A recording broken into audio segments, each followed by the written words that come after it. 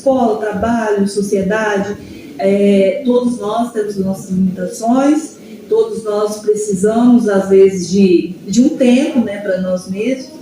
E essas crianças, esses estudantes, né, também, eles têm as características deles e isso é normal para qualquer um e todos nós devemos aceitar, sem preconceito, sem bullying.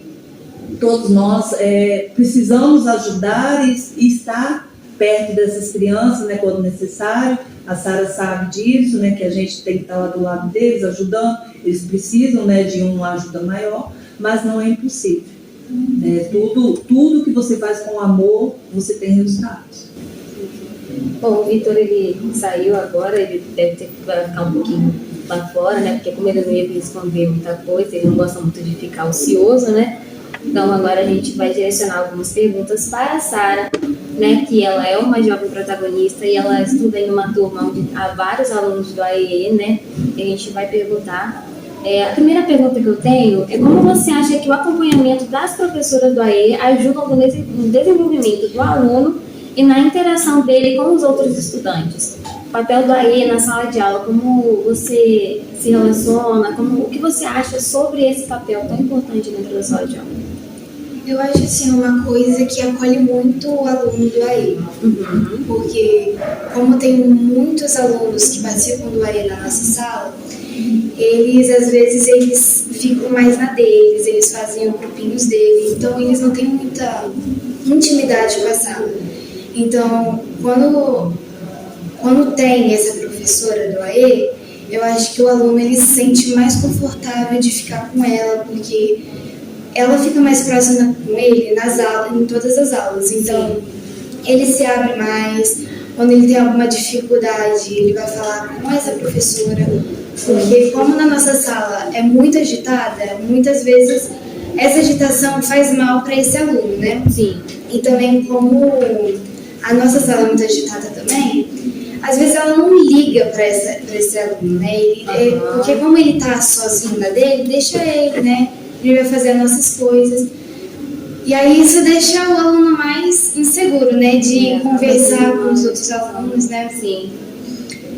Tem um aluno também lá na nossa sala que ele está começando a conversar mais com o aluno lá do AE, e eu acho que isso está deixando ele mais assim, pronto assim, para conversar com os outros, né? Porque até no recreio ele fica sozinho, porque ele não tem muita intimidade de ficar com os outros alunos da escola.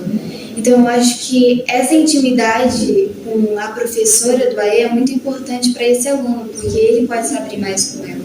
Teve até aquela ação, né, que foi também na sua sala, Sim. A questão para poder se colocar no lugar do outro, né? Sim. O que você acha dessa dinâmica? Como é que ela funcionou na sua sala? Eu acho que foi muito porque bom. A sua sala é uma sala que tem bastante aluno. Eu acho que foi muito bom, porque a gente pode se colocar no lugar também, né, de quem tem a participação, né, dos professores também. Eu acho que foi um momento assim pra gente parar e pensar como a pessoa se sente quando a gente tá fazendo uma coisa que deixa ela incomodada, né? Essa participação que a gente teve na nossa sala teve muita dificuldade, porque a gente nunca teve a hora de se colocar no lugar da pessoa. Então foi uma dificuldade de escrever com a outra mão que a gente não escrevia, escrever com os olhos vendados. Foi uma dificuldade enorme, mas às vezes a gente não pensa como a pessoa se sente, entendeu? Porque às vezes quando a gente está se colocando no lugar, não é a mesma coisa como ela se sente, como ela é, entendeu? Então foi uma coisa muito boa na nossa sala, porque a nossa sala, como tem gente que participa do AE, eu acho que foi muito bom a pessoa se colocar no lugar dela. E como é conviver todos os dias, né, com um colega da turma, né, que é do AE, que é um aluno da educação especial? Como é que você se sente em relação a isso? Como a turma, né, em si se relaciona com os alunos que são do AE dentro da sala de aula no cotidiano? Então, para mim, eu acho que é muito normal, né? Porque como eles ficam muito sozinhos na deles, mesmo eu e os alunos também, a gente não tem muita comunicação com eles. Então, é mais fechado para o nosso grupo, entendeu? Que eles têm a vida deles, eles ficam mais na deles, então eles não têm muita intimidade de falar com a gente. Então a gente também não tem, a minha sala em si também não tem muita intimidade de falar com ele.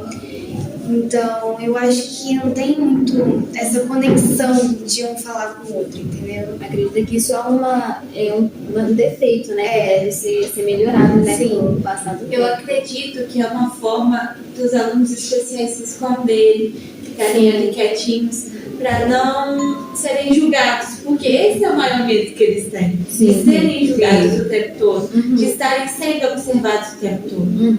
A gente tem uma aluna que é deficiente visual e ela tem que usar a lupa.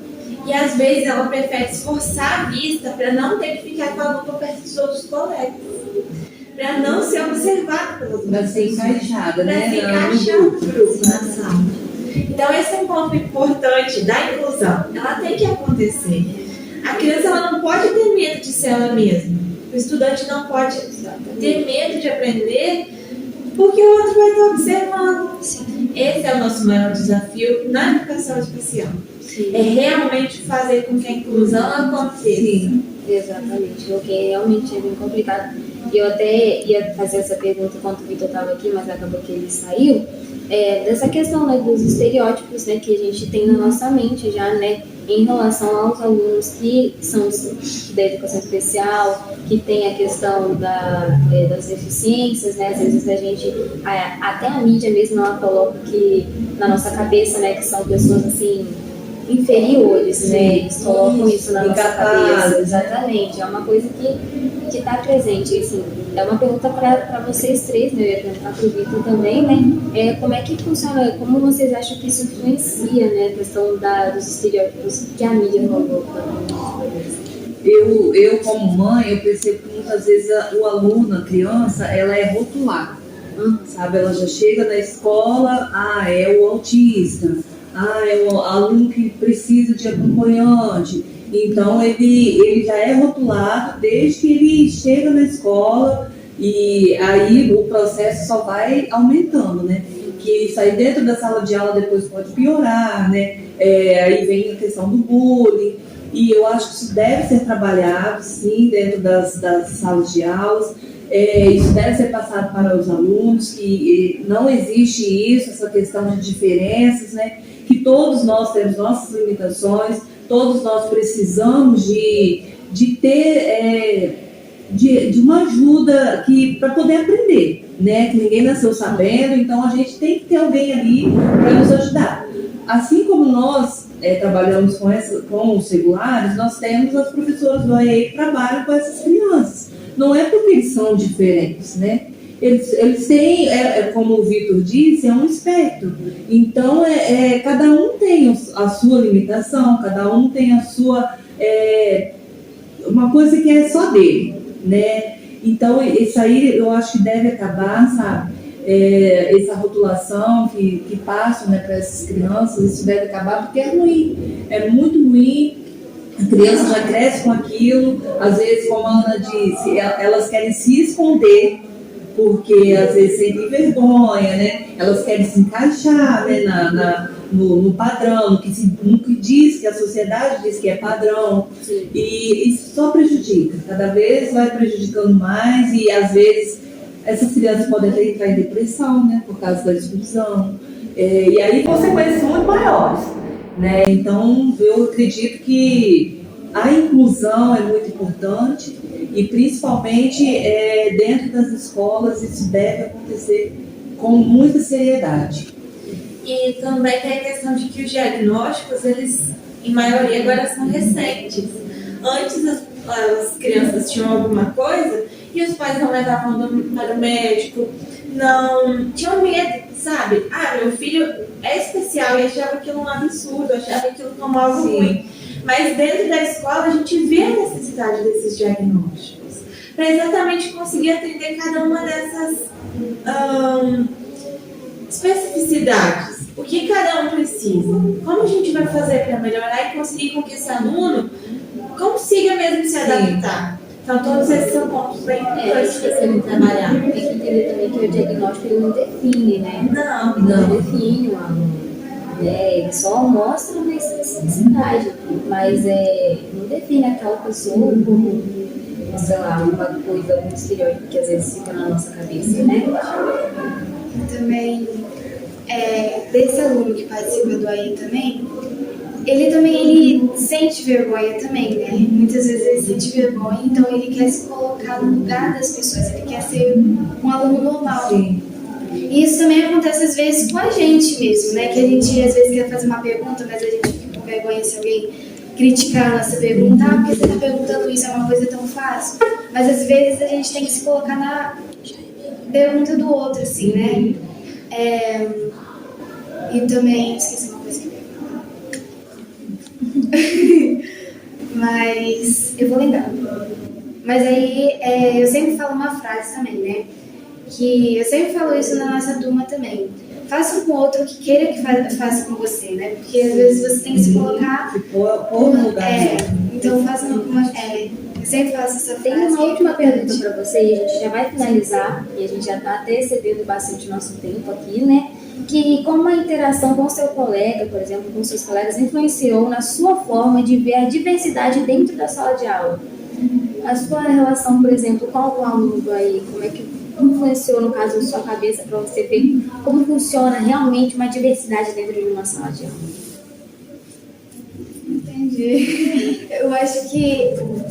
Porque, por exemplo, você chegou aqui na escola. Sim. E você veio para uma turma que tem vários alunos do AI. E aí você viu que tem uma diversidade de alunos, né, dentro de uma sala.